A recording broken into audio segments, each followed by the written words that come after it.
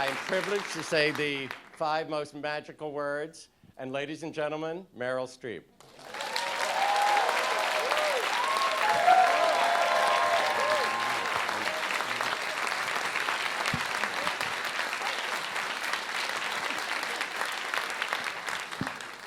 So, we met in the kitchen of that yellow Victorian house we shared our first year at the Yale School of Drama. Was it fall of 1972? Oh my God, yes it was. I can't believe I just said that. Yes. I told you that I was there to study costume design. You then showed me some of the costume sketches you had done at Vassar. They were so beautifully rendered, painted, full of character and authenticity that I wanted to hightail it back to North Carolina. Oh, not true. And so that's my little introduction. Not only is Florence Foster Jenkins a very funny movie, but it is also, as we all have just seen, a genuinely touching one. How do you get us to both laugh with and love Florence? Actually, I think, you know, it was sort of a fight, actually, in a way, a struggle. Every piece is a struggle. But this was a little bit of a struggle to fight for Florence's territory, for her soul. But like a lot of people who love the arts, she just wanted to do it. You know, she wanted to. She had the real pure joy of the amateur.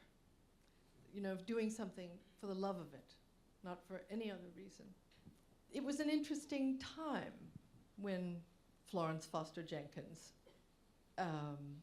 emerged in the social scene of New York, a time when women didn't have any opportunities to do anything, even if they were very wealthy, except to be club women. And that's where they wielded their power and how they sorted themselves out in the hierarchy of the social scene. Please tell us everything about those fabulous Consolata Boyle clothes. Well, what I wore was about 40 pounds of rubber. Oh. And it was so nice at the end of the day to take it off. It was sort of interesting to, I've done this before, to wear a different body. And it helps you. It helps you sympathize with a person. It changes the way you move. It gives you the character, you know. And I suddenly was in the body of my grandmother in a way. Yeah. Well, tell us about the creation of the Singing Badly. Well, remarkably, that wasn't so difficult. We discovered more is more, which, you know, I always think, clearly. But everything signifies. That's sort of why I loved, we could talk about that all night, about character and how, what people decide to put on in a morning is so eloquent about who they are and how they see themselves and how they want to either fit in, stand out, or disappear. Tell us about your grandmother. I mean, do you have a particular scent, or is there a feeling of when you hugged her, or is it, how did you evoke that? She was lovely and formidable and very, very smart, but she had that sort of indiscriminate, that bosom that just, there were no contours to it. It was just one sort of frontispiece, like a piece of furniture, you know, like a, what do they call it? A break front.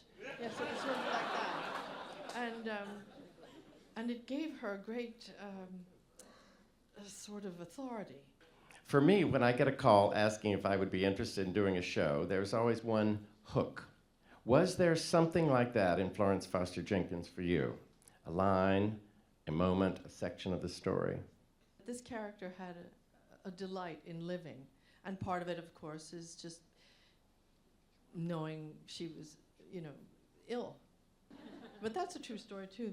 That she potato only salad. liked is true eccentric. Only liked sandwiches and potato salad. That's all they ate. Sounds good to me. That's very Southern, but she's from Pennsylvania. Well, that's the end of my question. Okay, well that's the end of the evening, everybody. Thank you very much. So, thank you all.